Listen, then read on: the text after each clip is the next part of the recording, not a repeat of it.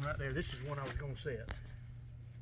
That's driven down in the ground about that deep, and then I pull up on it a little bit. That's driven in the ground like that. When I pull up, it turns sideways. I don't care how big you are, you're not gonna pull that out of the ground. You'll get a hernia first. And I use a drill with an auger about that big around, and I drill down right beside the chain, and then I pull it out of the ground. Make it easy. All right. So we're gonna pretend that this was drilled down in the ground.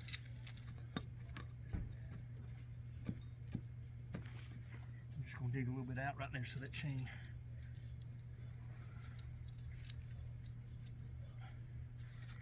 And watch that trap move. If your coyote steps on that trap and it moves like that, he's gone and he ain't coming back.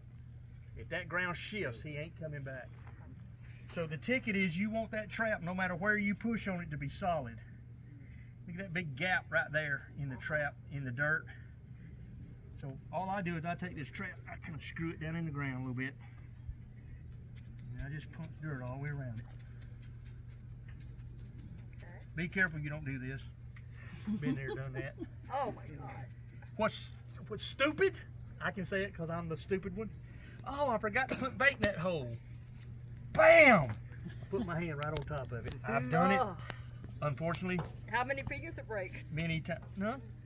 Here's the worst I've ever got. I'm going to lose that fingernail. Now this was done off of a ladder, but I've lost a couple of fingernails. And I didn't catch it when I lost my fingernails. I did not get caught right there. Okay. I got caught down here. So my finger's all jammed up down in that lever, and it's pinching the snot out of it, and it takes some incredible help to get out of that. Real quick while that's still sitting there. These are setters. That's for a little bit bigger, of course a little bit smaller. Gives you more leverage. But like Robert said a while ago, you better have these centered, and you better always be thinking about what you're doing, because if they slip off, it'll throw this one up and hit you in the face. So just be aware, just like anything, be aware of what you're doing. Some of the traps we set are pretty good size. You put your foot right there. Be careful. I get hurt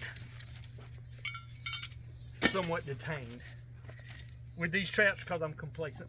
I hurt myself because I'm complacent. I choose to do it like this. I open it and I put my knee on it. Now if I let go, see, it's just gonna grab my knee. That's a lot of meat for it ain't gonna hurt you.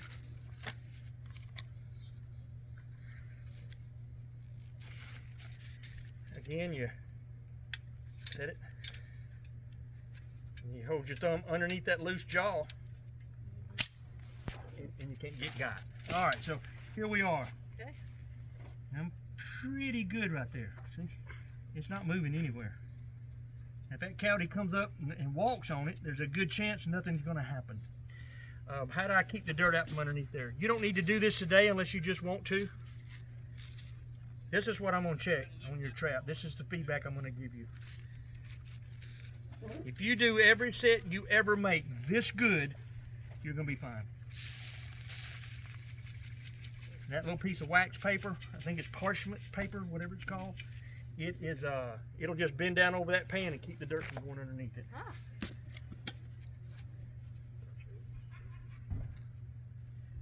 See, there's some of my trap right there. That all needs to be covered up. Now there's a bunch of things I can do with it from right here. Anything like this that's little, I don't really want that stick on there. This thatch in the ground or whatever.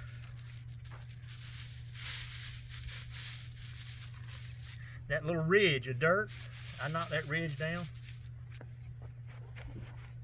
That right there gets between your jaws. It could hold them open just enough for that dog to get his foot out. So I don't like this stuff. I don't like it in there. Nothing that could possibly. So there's my trap. At this point, take a little urine or something and spray it right there and walk away. That would be considered a flat set. You can put that up next to rocks. I can take this. This is a vertebrae out of a cow, and they're pretty durable.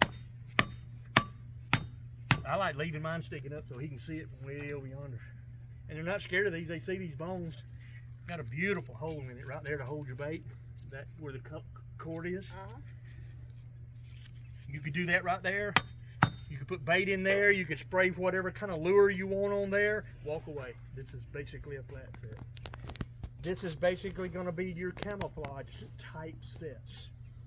And for today and today only, the special we're running, I don't care if you don't bait it. Just put your trap in the ground right there. Now that's going to be hell to find. All right. This is what I would do. I love a dirt hole set. So I'm going to come up here. Here's my pan. I'll come up here about that far. And I'm just going to dig me a hole. Now what's a rat? I'm emulating a rat digging a hole. What's he do with this dirt? He puts it right there. He's digging that dirt out. So this is exactly what I want the coyote to see. Now if you look at that hole's sitting at kind of an angle, so that's going to cause the dog hopefully to come around here to get in there and look. And if you kind of think about a coyote, he's about that tall. When he walks up to put his nose on the ground, he's say his front feet's right here. If he bends over and puts his nose on the ground, it's going to be about right there. About that far from my trap. So now he's digging, and I like a deep hole. I'll make a hole that deep. I want him digging. And he's constantly doing this. If he steps right there, he stops digging. And he'll run around and go berserk for a little while, and he'll lay down, take a break.